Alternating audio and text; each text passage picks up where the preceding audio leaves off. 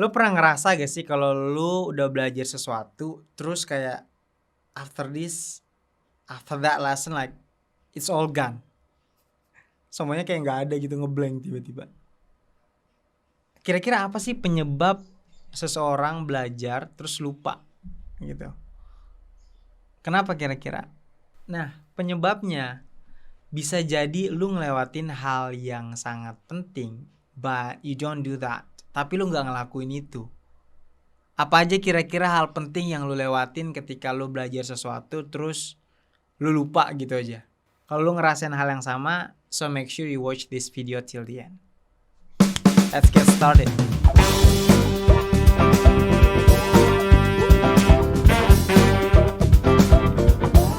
Yang pertama itu adalah practice.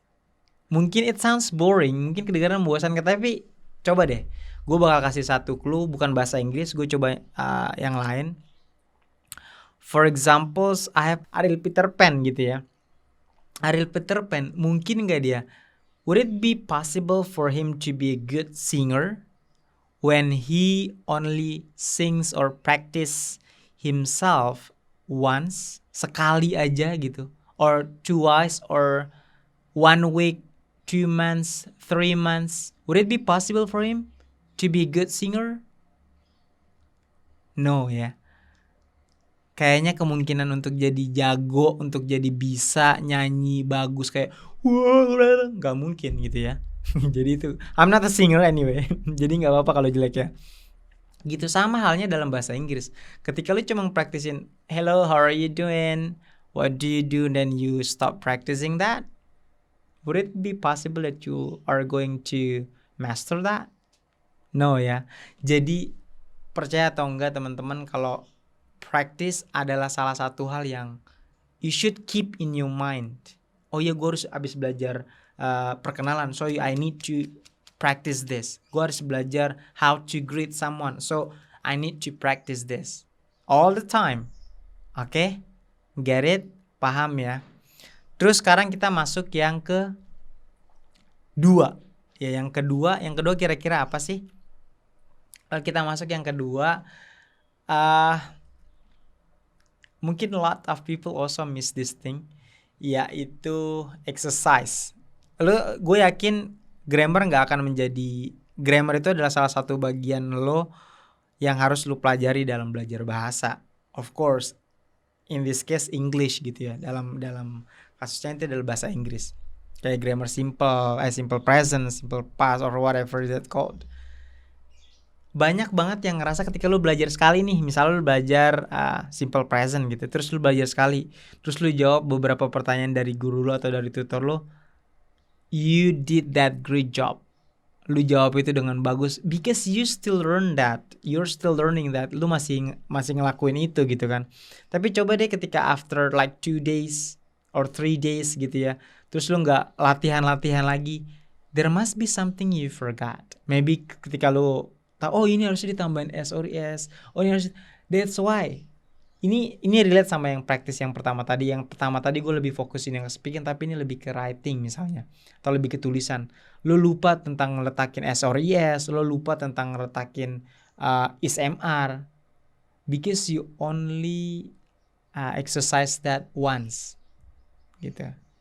Coba latihan sekali, ngerjain soal sekali tuh nggak bakalan buat lo again become a master, tapi lu harus ngelakuin itu many times atau too many times.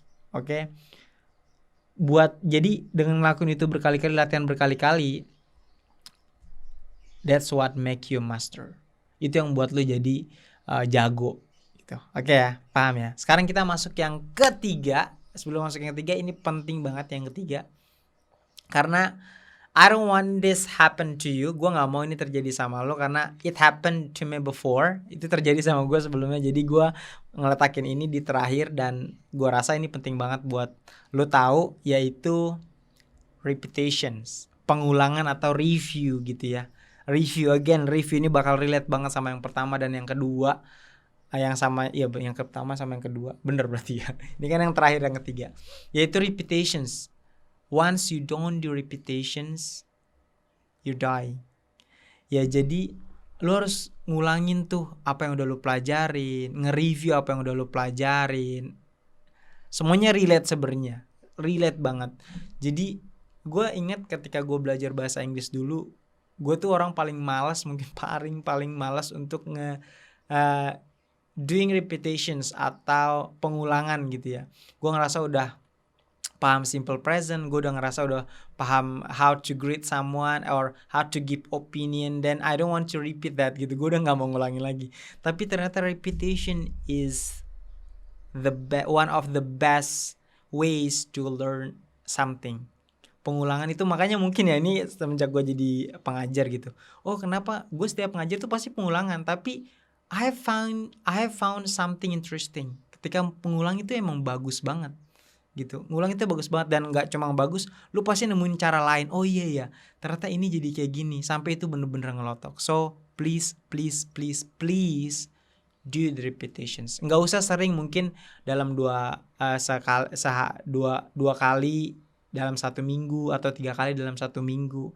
That's okay. Yang penting you have the willingness to do repetitions. Lu punya keinginan untuk melakukan pengulangan. Oke, repetition is a good thing too. Alright, paham ya? Nah, thank you so much. Terus gimana caranya biar lo nggak lupa, terus lo bisa terus ingat gitu ya? Itu tadi 3 cara yang udah gue kasih tahu, dan yang terakhir adalah please, ini cuma bukan yang terakhir sih, tapi ini gue pengen kasih tahu lo. Jadi don't learn the complicated things that you actually don't use in your daily life or your daily routine. Jangan belajar sesuatu yang sebenarnya lu nggak pakai gitu sehari-hari. Jadi belajar aja sesuatu yang lu pakai sehari-hari, yang it's really useful gitu. Oke ya, itu yang terakhir. Kalau lu punya alasan tersendiri, apa sih yang membuat lu itu lupa? Please share di kolom komentar. Gue pengen tahu. Mungkin yang lain juga boleh banget. Jadi share di kolom komentar hal apa yang membuat lu lupa ketika lu belajar sesuatu gitu. Oke ya, di-share di kolom komentar. Silakan di-share. And thank you so much for watching this video. I really appreciate that. And don't forget, if you like this video, you may subscribe, share with your friends, and don't miss our content or don't miss our videos. Thank you so much. I'm Jay, and ciao.